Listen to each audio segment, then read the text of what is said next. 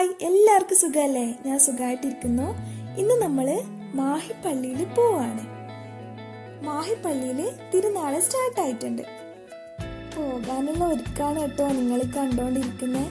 കുറച്ച് നന്നായിട്ടങ്ങ് ഒരുങ്ങാന്ന് വെച്ച്. 4 ആൾക്കാരൊക്കെ കാണണ്ടല്ലേ. ഇക്കാണുന്നത് നമ്മളെ നാടാണ് കേട്ടോ.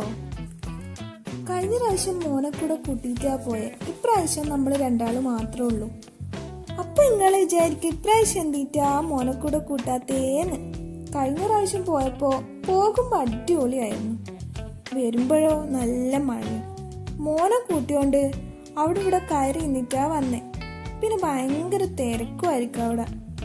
കാറെടുത്ത് പോയാൽ പിന്നെ പാർക്കിങ്ങിന് സ്ഥലം കാണില്ല. അതുകൊണ്ട് നമ്മൾ ബൈക്കിലാ പോയെ. അങ്ങനെ ബൈക്കിന് കുറച്ച് എനർജി വരട്ടേന്ന് വെച്ചിട്ട് പെട്രോൾ അടിക്കാനും കയറി. അപ്പൊ ഇക്കാണുന്നത് നമ്മളെ കാളിപ്പുഴയാണ് കേട്ടോ. കുറച്ച് മുന്നേ വരെ ചെറിയ പാലായിരുന്നു. ഇപ്പൊ നവീകരണത്തിന്റെ ഭാഗമായിട്ട് അടിപൊളിയാക്കിയിട്ടുണ്ട്.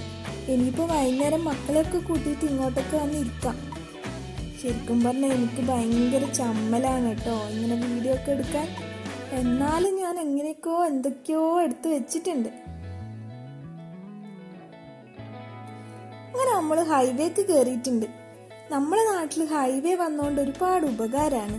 കഴിഞ്ഞ പ്രാവശ്യം നമ്മൾ പോകുമ്പോൾ തലശ്ശേരി വഴി മാഹി ലോങ് ആയിട്ടാ പോയെ. ഇപ്പൊ ഹൈവേ വന്നോണ്ട് നമുക്ക് പെട്ടെന്ന് മാഹി എത്താൻ പറ്റും.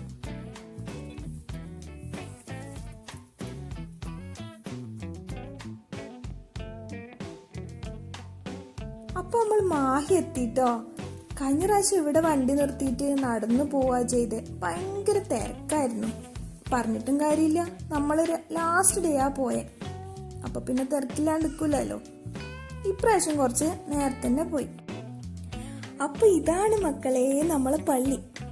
ജാതി മത ഭേദമന്യേ എല്ലാവർക്കും വഴി അമ്മ ത്രേസ്യയെ കണ്ട് തൊഴുത് പ്രാർത്ഥിക്കാൻ പറ്റിയ ഒരു പുണ്യസ്ഥലം.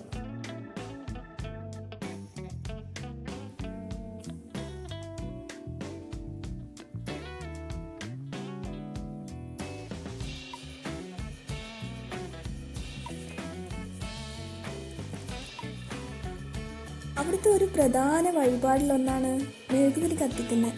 ഞാനൊന്ന് വാങ്ങിച്ചു. അപ്പം നമ്മൾ അമ്മയെ കാണാൻ ഉള്ളിൽ കയറി. പറയാതിരിക്കാൻ പറ്റില്ല, അത്രയും അടിപൊളിയായിട്ടുണ്ട് അമ്മയെ ഒരുക്കിയിരിക്കുന്നത്. അവിടെ അലങ്കരിച്ചതും ഒക്കെ കണ്ടാൽ തന്നെ നമ്മൾ മനസ്സിനൊരു സമാധാനം കിട്ടും. പിന്നെ അമ്മയെ കണ്ട് ഇറങ്ങുമ്പോൾ എല്ലാവർക്കും പ്രസാദവും ഉണ്ട്. അമ്മക്ക് ചാർത്തിക്കൊടുത്ത മുല്ലപ്പൂ മാലകളും കിട്ടും.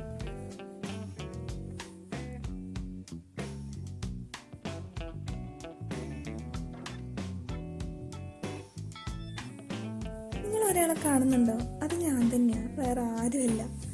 മെഴുകുതിരി കത്തിക്കാൻ വേണ്ടിയിട്ട് ഇതിലൂടെ ഒക്കെ പോകുന്നതാ കാണുന്നത്.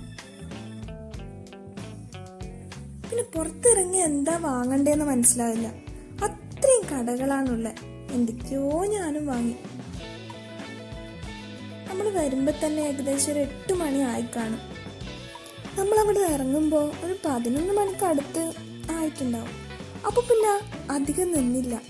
മോനെ എൻ്റെ വീട്ടിലാക്കിയിട്ടാ വന്നേ. വീട്ടിൽ പോയിട്ട് അവന് കൂട്ടൊക്കെ വേണ്ടേ.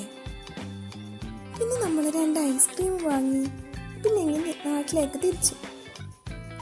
അപ്പൊ ഇത്രയൊക്കെ ഉള്ളു എൻ്റെ വീഡിയോ.